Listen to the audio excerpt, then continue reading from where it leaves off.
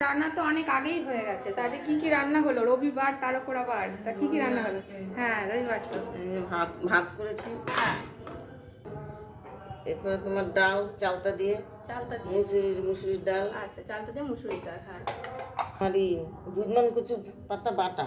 এটা দুধমান কচু পাতা বাটা। বাটা, হ্যাঁ। ও, আর কি কি দিয়েছো মা এই পাতা এর বাটাতে? মধ্যে রসুন, হ্যাঁ। কাঁচা লঙ্কা আর তোমার কালো জিরে। ও, রসুন, কাঁচা লঙ্কা, কালো জিরে কালো দিয়ে জিরে দিয়ে দুধমান কচু পাতা বাটা। বাটা। আচ্ছা।